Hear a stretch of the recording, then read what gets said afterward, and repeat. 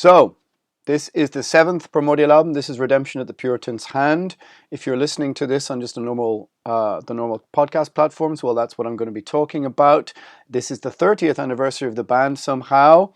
I don't know quite how that happened, but it did. And if you're watching on YouTube, then this will just be a short, well, we'll see how short, depending on my memory or lack of thereof, about the 7th Primordial album, Redemption at the Puritan's Hand. Like I said, it's the 30th anniversary of the band,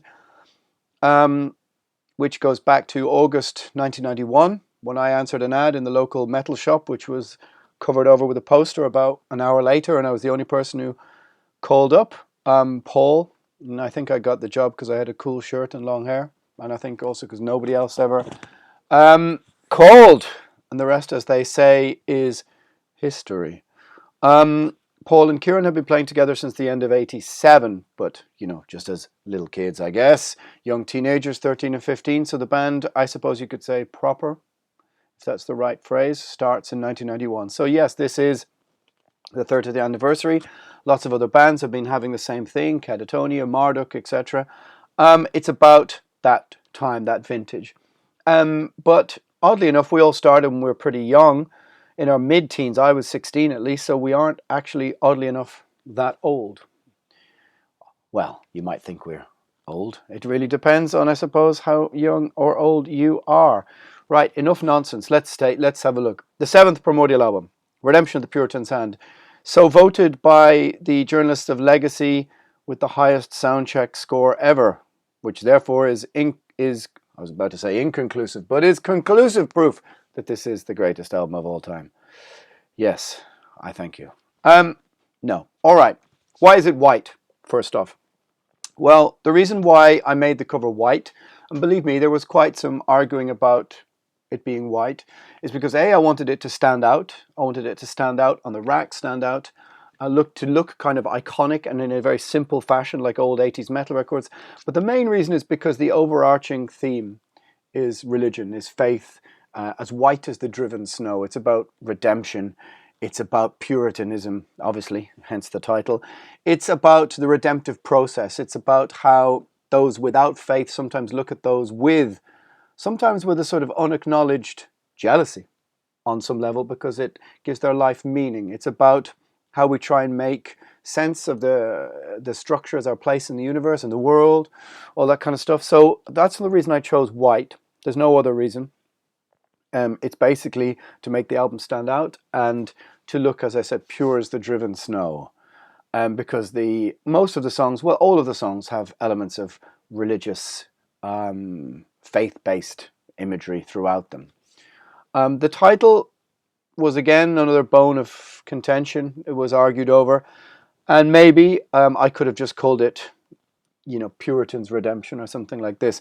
The idea is that we seek sometimes redemption at the hands of the puritanical, or those who are puritanical tend to be the driving agents in culture and society, in the movement of society. And so sometimes you seek redemption at their hands. I think, if I remember correctly, is what I was trying to say. I suppose some element of that is, as I said, the concept that faith gives meaning. And the structures of faith that we place around what otherwise would potentially be the understanding that you were just on a rock hurtling through space by chance, which seems too vast a concept for most of us to gather, me included. Hence why I made an album questioning the whole thing.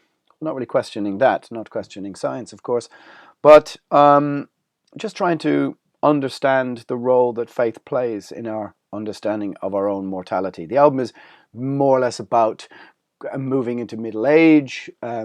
It's about getting older. It's about responsibilities. It's about acknowledging your fuck-ups, but I'll get to that in due time with the lyrics. It was recorded in about 2 weeks in full studios in Wales in 2 sessions. To the Nameless Dead went ridiculously easy. We tend to have every other album is a nightmare, and every other one is proves to be to go relatively smoothly. To the Nameless Dead was too smooth. It was a summer recording where I would sit out in the sunshine afterwards. It went in 10 days, recorded and mixed, if I'm not incorrect, which allows for the travel back. This was done in 2 separate sessions, but it was done in the winter of 2011, or would it be 2010? I think it was maybe the winter of 2010, which was one of the worst, harshest winters, I think, that there ever was across Ireland and the United Kingdom, and Wales was no different.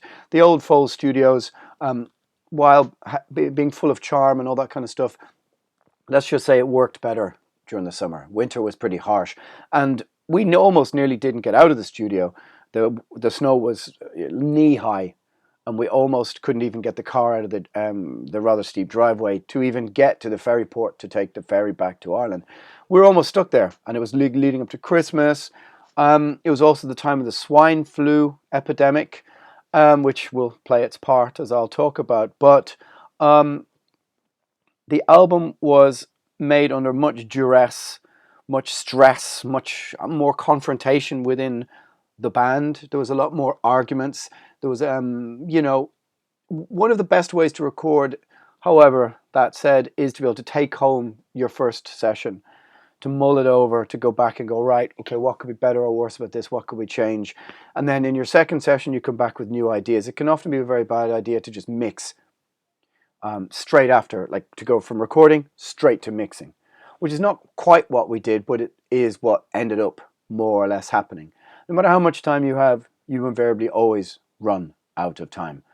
The imagery on the back I found in a library up in Edinburgh, along with all the other imagery, which I'll get to. Paul McCarroll at Unhinged Art did a great job in managing to translate the simplistic nature of the art. But again, it's all religious imagery. We'll go through the pictures and the lyrics. But the stress of recording this album was really, to be honest, personally huge, because I think I got a touch of swine flu when I made this. Swine flu was sort of swilling around around the country. And at the start of the second session, we're supposed to start on the Monday. I got there on the Saturday or the Sunday. And by Sunday, I was going to do the vocals. Very often when you're singing, you're left to add your bit about 3/4 of the way through. Everyone else has to track drums and bass and guitars. And because the songs are not always fully formed, you're not sure where harmonies are. So very often with singing, you're kind of sitting around cheerleading or reading a book or being annoying or all three. Or you end up being the voluntary chef. Who knew? I should have been filming that for YouTube. Probably would have get more views than everything else I do. But however, by the Sunday, I started to get very sick. And I could tell it was not just sick, but really, really, really sick. I had a massive asthma attack, which is something like I hadn't had in 15 years more. Couldn't even walk 10 yards, couldn't go up the stairs. The old farmyard was dusty and cold and fine if you're in fine fettle and it's summer, but as I got progressively sicker, I was going to sleep at 6, 7, 8 in the morning, sleeping all the way through the day and waking up in the evening, being able to do a bit of singing mainly from like 6 to about 9, while up to my eyeballs and whatever drugs the local NHS doctor managed to prescribe me. I got some sort of temporary residence permit form which allowed me to be able to get all sorts of other extra concoctions, but I was sick, really, really sick. So sick, in fact, that some of these songs I don't really remember exactly doing. I must have been, as I said, pumped to the gills with various evil concoction of energy drinks and all sorts of flu and pain medication. The sickest I've ever been. However, the results somehow, this is one of my very favorite Primordial albums. It maybe went a little bit, I'm not sure, maybe it didn't go under the radar, certainly not in Germany, but after To the Nameless Dead was such a success, I guess. The follow-up theoretically should have been pretty difficult, but I remember writing the songs with relative ease, or we had a lot of ideas, lots of riffs, and then we didn't leave it quite as long, that long from To the Nameless Dead. I mean, the usual 3 years or something like that, which maybe seems a long time to some people, but you have to remember a band like Primordial isn't professional, so everybody's working and having their own lives. at the same time. It's not like we were a professional band being able to take time off to go on a songwriting retreat or anything like that. You know, not to be complaining, because that is the fate of most modern musicians, because no one really makes a living until you get to a monomarth behemoth type size. But I digress. So Chris Fielding recorded it in full. The production is punchy, powerful, yet raw, still has our character to it. I do remember, as we begin to look at the songs, I think the very first pressing of No Grave is Deep Enough on vinyl might have a slightly different mix, because we over-mixed No Grave is Deep Enough. When you're mixing, well, I should explain that. It had to be resent, I think, to the pressing plant. But there's a US version, I think, which is in a few hundred, which has a slightly different version of No Grave is Deep Enough. The bass drums are a little bit louder. I think me and Paul, who mixed it, kind of pushed it to the limit. And so we had to redress that with a slight retouching. And then it was sent again to remaster. We just, I think, made the cutoff date by a day or two. But something to do with the US needing it quicker, that's what happened. So the intro to No Grave is Deep Enough is actually Paul hitting an old metal tub or bath that's in his back garden with a hammer or something. Sorry for ruining the mystery if that ruins some of the mystery for you, but yes, I can just imagine him in his back garden hitting this old metal tub. And so we sort of concocted that with a drone, a sort of intro from nothing, really. Have you ever noticed that, you know, all of the God's children, they all have to die? You say you don't want to run and hide, a place that no one knows.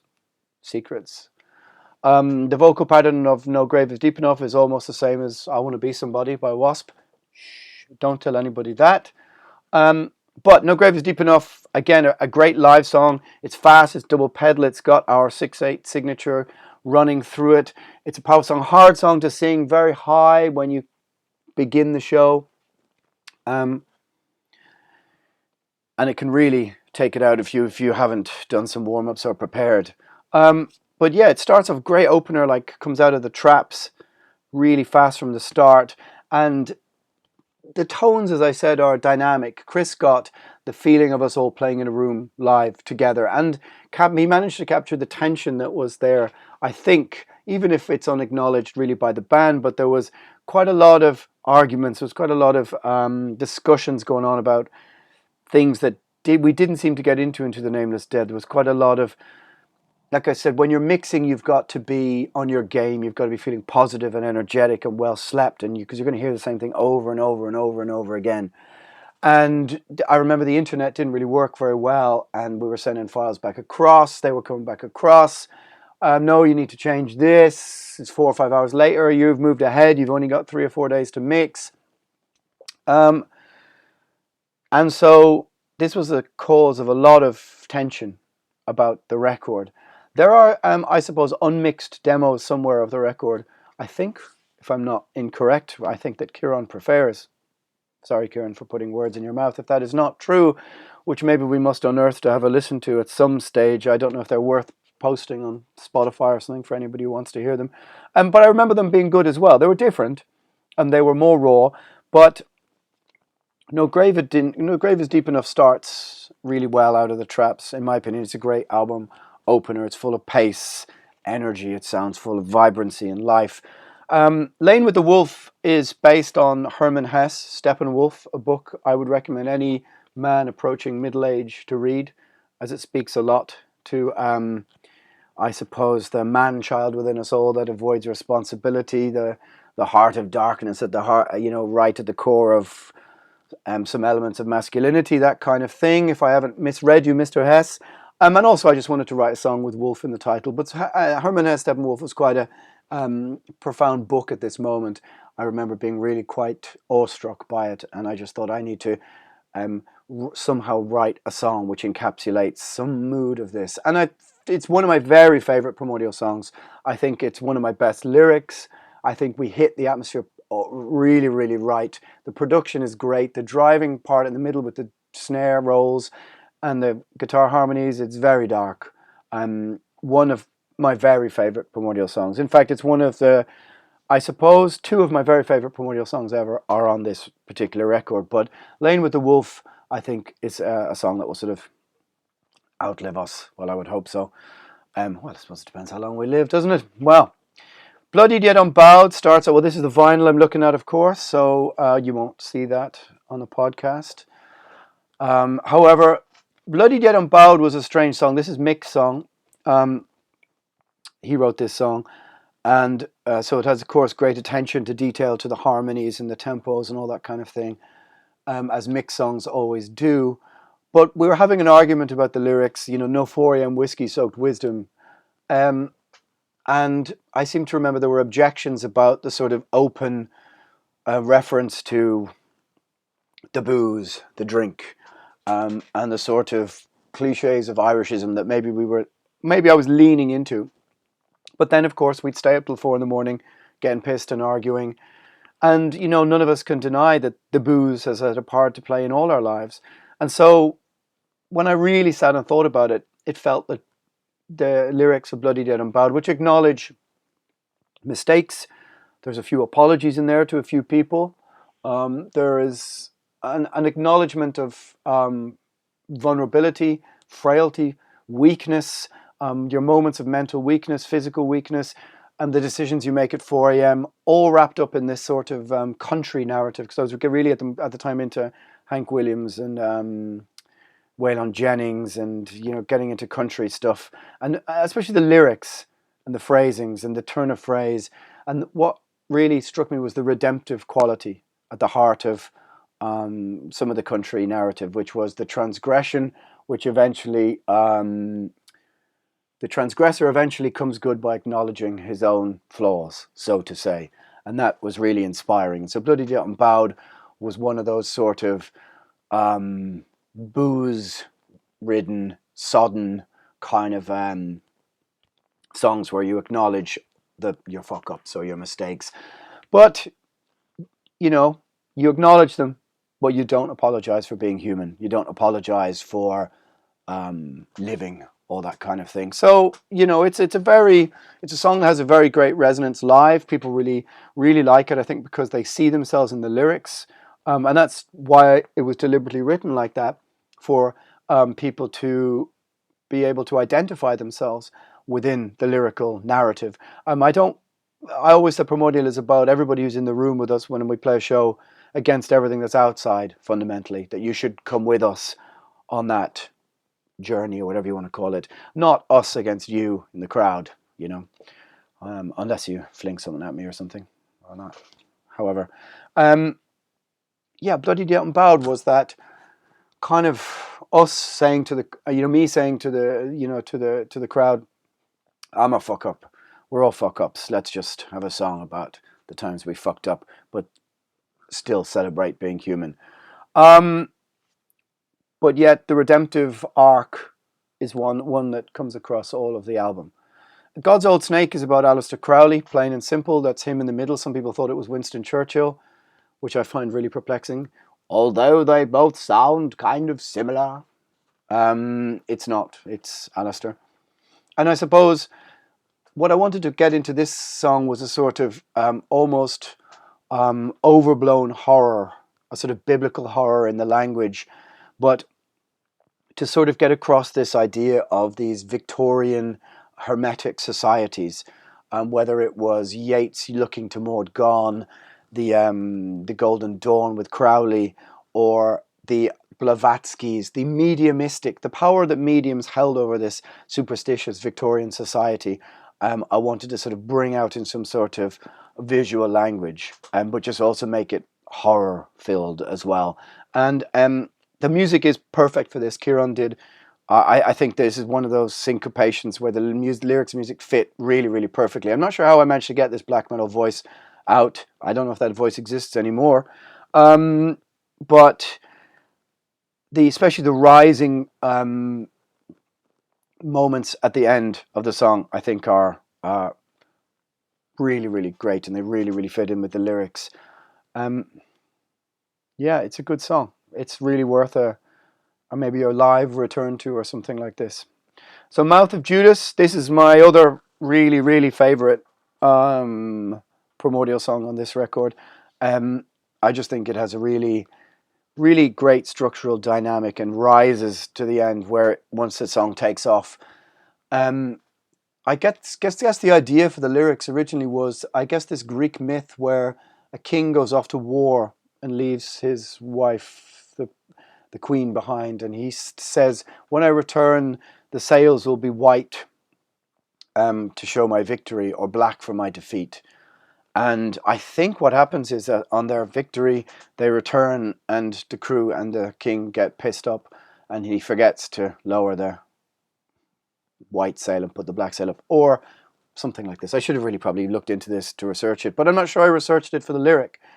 And so they return to shore with the black sail, and the queen hurls herself off the cliff. And I just liked that imagery. My ship has the blackest sails, and no wind to sail, etc., etc. And the idea of gristled knuckle.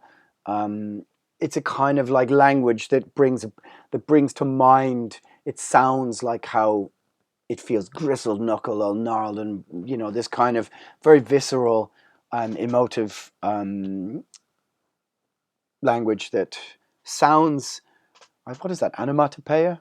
I'm not sure. You can put it in the comments whether it is or not, where what you're singing about sounds like what you're describing linguistically. Mouth of Judas, yeah, and then as it rises, it has a callback with the poem in the middle, to God's old snake, or God's old snake at the end of the bit in the middle. And then it rises, I suppose, to the religious tension at the end, which is Cain and Abel and the first murder of men, as one lifts the rock to the other and beats him. And I call that the first murder of men. And this is, again, a hark back to the religious imagery. Again, one of my very favourite songs to play. Very, very favourite. The Black Hundred. Sometimes people misunderstand this song. This was partly inspired by a trip to the Occupation Museum in Vilnius in Lithuania, and a poem that is above the door that I can't remember, but it was that directly inspired the lyrics. And it's about, I suppose, the idea that the Black 100 were, I suppose, a list compiled by the Bolsheviks of the 100 religious leaders or priests they wanted to murder. And as they were doing their pogroms and purges. And if your name was on that list, you're in trouble. And so the idea of the song is basically about the attempt by atheism and communism in this instance to eradicate faith and religion, and how religion was driven, I suppose, in a sense, underground. And I wanted to get, I suppose I've been reading Solzhenitsyn, so I wanted to get a sense of some of the lyrics at the time. And you can see, here there is no God, he is ground to dust in the death machine of industry, the iron hearse sent on bitter tracks to the gulag, suffering forged between the hammer and sickle, the sorrow of men's hearts is a broken people. Yeah, like heavy stuff, that's we certainly don't do light relief. But I wanted to get across the absolute horror that was at the heart of what I read in Solzhenitsyn, and what I read about this, this era of history. And I think the Black Hundred sort of has a very rhythmic feel. The start of it, I kind of reminded me of somehow being on a train to the gulag, that kind of movement of the wheels and along the tracks with the drum beat or something. Not my favorite song on the record, but I think a good song. I'm not sure that we've ever played it live. Maybe we played it at the release show. A lot of people misunderstand the lyric. They think it's an anti-communist song. Not necessarily. It's mainly about the challenge between faith and secularism. But also, of course, it clearly uses the horror of the Gulag as the backdrop for that. Puritan's Hand is a dark, slow-moving song. I went to, this was inspired by a trip to a monastery in northern Spain, quite high in the hills. You went up on a funicular, on a cable car, and had to climb quite a long way up to this church, which I probably should have thought of the name of, San something, obviously. But it had a very famous Black Madonna in the church. And the whole imagery of the lyrics, because the lyrics aren't really about much more than observing the religious. And it was just this moment where I was just kind of standing outside this church, and the nuns were walking by me with their prayer beads, and the look one of them gave me. And I just thought, if I can capture that somehow, that look in words, and make some sort of song about it. So the song isn't really about very much, even though it is kind of, is what inspired the title. It's just, I suppose, it's how we look at the pious, how we look at Puritanism, that kind of thing. Good song, good song. Interesting to play live, maybe again.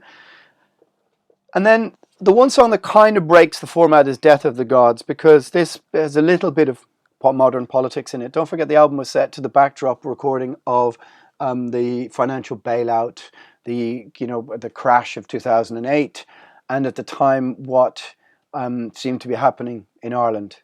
And so the idea is that kind of a bit like For What Died the Sons of Roisin, which won't mean much to anybody outside of Ireland, but it was more like the people who sacrificed their lives for the Republic 100 years ago, what would be their feelings of how the country was being governed or run into the ground.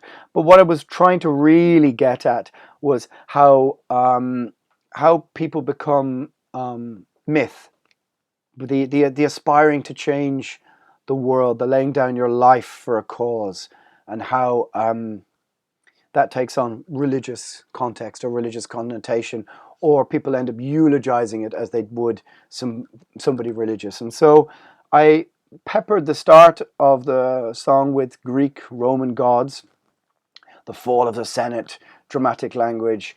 You knew the day you were going to die from the moment you were born. Moving through Greek, Roman, Christian sort of imagery, and ending with people who are venerated as, I suppose, as demigods in Irish, the pantheon of Irish immediate history. It seems like an odd mix, and maybe it is, but what I was trying to get across for the first 2/3 of the song was this dramatic language of how every empire falls, the syntax of language around the gods and the names we give them, and then maybe about how we may aspire to that as people, or maybe we don't aspire, but we end up being venerated as such. I'm not quite sure that I quite achieved what I set out to do lyrically with that song. Does it make sense? Does it not make sense? I'm not really sure. Certainly, it's another song written by Mick. It's very dynamic. I think when the snare comes in at the start and rolls in, it's just a great riff. And the moment where the notes shift in the middle, down after the first two verses and the first two choruses, the moment among thieves, liars, and murderers, whatever. That's one of my favorite moments in the whole album. That shift in tone and pitch, I think, is really sublime. And that's it. That's the 8 songs.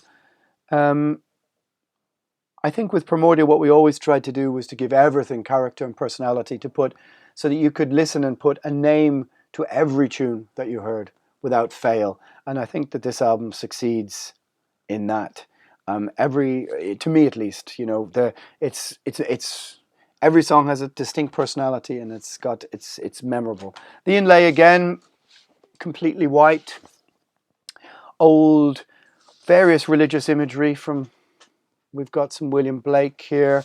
We've got some Inquisition style woodcuts, all very simple. And this is exactly what I wanted. Paul at Unhinged did this he really did this well. I mean, I sourced most of the images just rooting around in old books and stuff like this. The hand imagery in the middle became the sort of signifier for this record on backdrops and stuff like that when we played live.